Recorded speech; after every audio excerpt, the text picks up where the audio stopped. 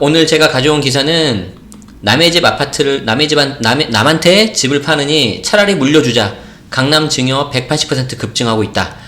근데 제가 이걸 가져온 이유는 일단 첫 번째, 증여를 왜 이렇게 강남에서 많이 하는지 당연히 그거 알아보는 거고, 증여할 때 조심해야 되는 거, 부담부 증여까지 알아볼 거고, 세 번째, 더 나아가서 절세뿐만 아니라 이 내용이 부동산 시장에 어떤 영향이 있는지, 쉽게 말해서 더 올라갈 거냐 내려갈 거냐 궁금하잖아요. 근데 요 기사도 그걸 분석하는 하나의 툴이 된다. 그래서 그거를 지금 보여드리기 위해서 제가 가져왔고요. 그걸 한번 그 내용을 한번 잘 숙지하시고, 우리 제가 끝날 때쯤에 오늘 있었던 에피소드 제가 하나 말씀드렸는데 또 하나 재밌는 거 말씀드릴게요. 자, 한번 봅시다. 그리고 이제 기사 분석 끝나고 이제 제가 질문 받겠습니다. 다만 제가 이제 최근에 공지해 드린 것처럼 이걸 이제 편집해서 올라간 거는 앞뒤에 질문 받는 건 없고 기사 분석만 이제 올라갑니다. 네, 자 보겠습니다. 자, 12.16 대책 이후 올 1, 2월에 증여가 증가했다. 자, 전세 낀 집 부담부 증여로 세금 아껴. 여기서 중요한 거는 부담부 증여.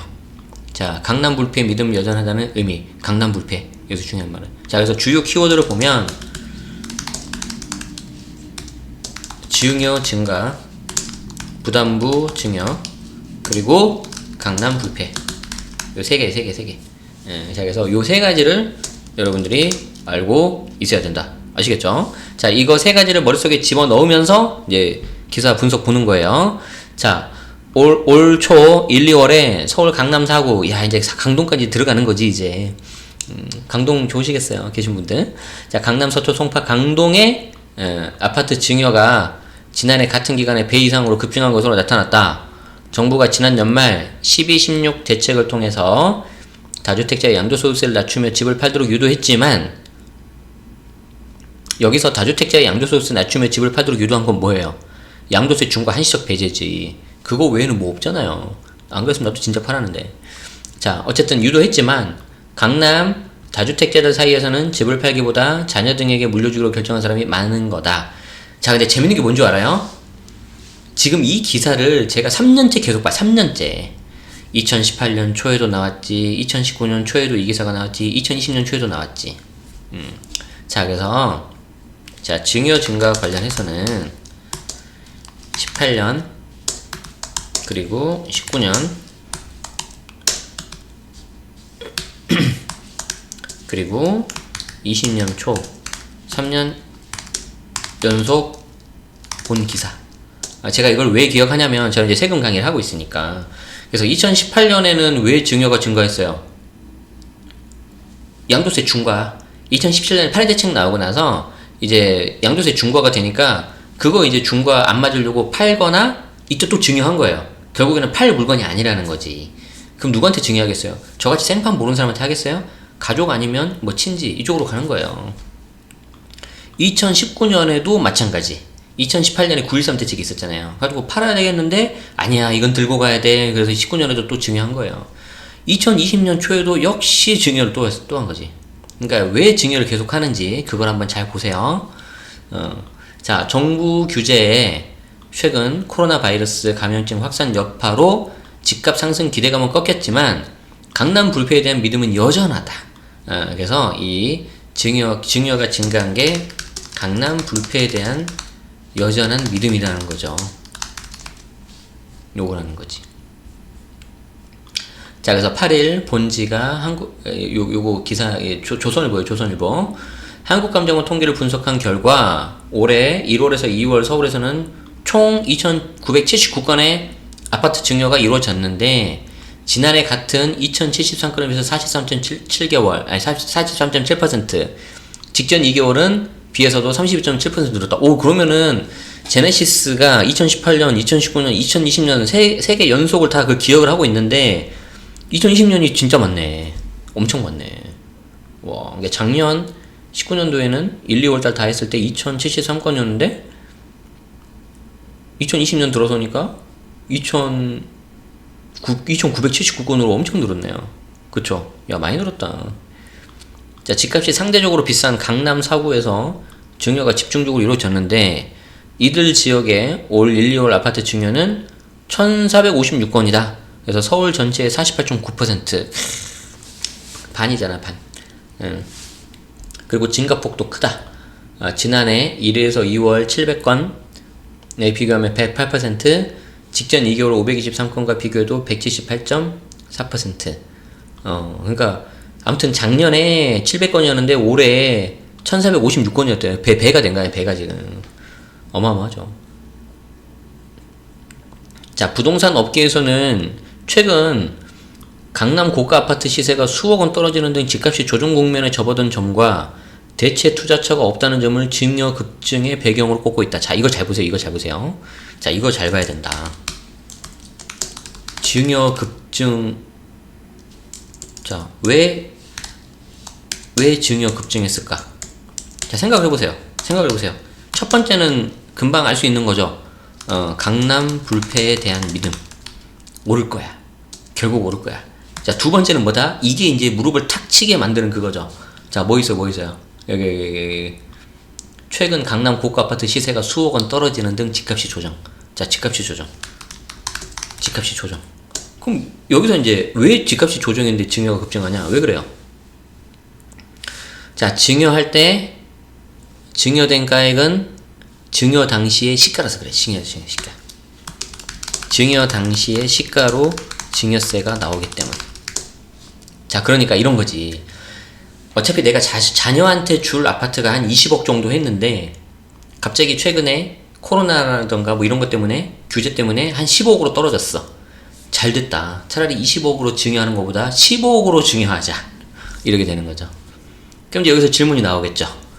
아니, 어차피 20억 아파트가 공시 가격이 뭐 16억, 15억 정도 할 텐데 공시 가격으로 하는 거 아니에요? 안 그렇죠. 물론 공시 가격으로 하는 경우도 있는데 아파트는 워낙 그 매매 사례가라든가 비교가 너무 쉽기 때문에 그냥 이거는 시세대로 하시는 게 맞아요. 그래서 공시 가격으로 하면, 기준시가로 하면 좀 안 좋다. 그런데 어차피 증여하려고 했는데 값이 떨어지네. 오케이, 땡큐. 제가 알기로 그 리센츠, 잠실에 있는 리센츠가 30평대가 한 20억 정도 되는데 16억 원에 급매 나간 거 있잖아요. 그게 부자간의 거래 아니었나? 증여인가 부자간의 거래, 그 특수관계로 거래로 제가 알고 있는데 맞죠? 그러니까 이제 이게 되게 뭐라 해야 되지? 무조건 이기는 게임 아니에요? 이게 무조건이라는 건 좀 약간 그렇긴 한데, 자, 전제 조건이 중장기적으로는 강남 아파트 값이 계속 오른다고 가정을 하면, 자, 내가 강남에 아파트를 하나 가지고 있다면은 일단 내가 가지고 있으면 시세가 오르니까 상관이 없는 거고, 만약에 얘가 잠깐 조정받으면은 그래, 이때 내가 자녀한테 넘기는 거고. 그러니까 동전이 앞면 나오든 뒷면 나오든 내가 이기는 게임이잖아요. 그쵸? 아, 비유가 너무 멋있었는데? 동전이 앞면 나와도 이기고 뒷면 나와도 이기고. 야, 이거 진짜 너무 좋은 말 아닙니까, 이거? 신이시여, 제가 이 말을 정말 했단 말입니까? 가끔 이렇게 제가 방송할 때 좀 혼자 오버할 때가 있어요. 근데 이해해주세요. 아시겠죠? 자, 여기 나오죠? 어차피 팔 생각은 없으니 집값이 떨어졌을 때 증여해서 증여세라도 좀 줄여보자. 그래서 정부가 올해 서울의 아파트 공시가격을 20% 넘게 올려서 다주택자의 보유세 부담이 커졌다는 점도 증여를 부추긴 요인으로 꼽힌다. 그렇죠. 그래서 이제 요거, 자, 강남 불패에 대한 믿음, 그리고 집값이 조정, 그리고 또 하나가 보유세 증가.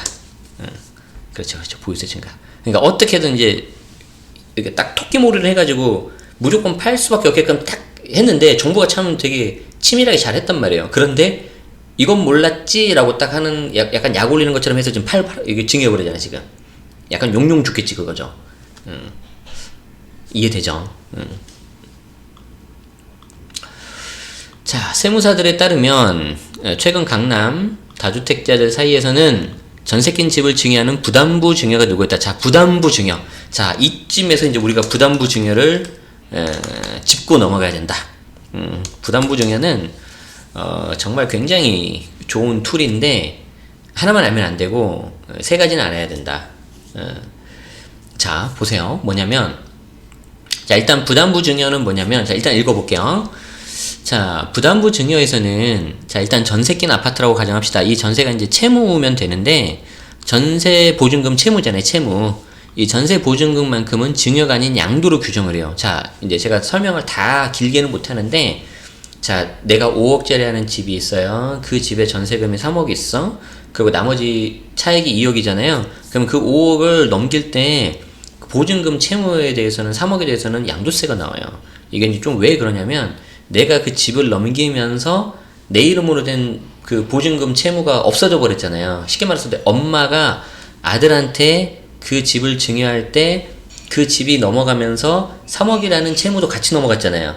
그러면 그 3억의 채무가 엄마였는데 아들로 넘어갔죠. 그래서 내가 엄마 입장에서는 일단 채무 3억이 사라졌잖아요. 그러니까 유리한 거잖아요. 그래서 그걸 대가성이 있는 걸로 봐버려요. 그래서 대가성이 있고 부동산을 넘겼기 때문에 두 가지가 결합돼서 양도세가 나오는 거예요. 그래서 요거는 좀 요 정도만 할게요. 안 그러면 너무 길어지니까.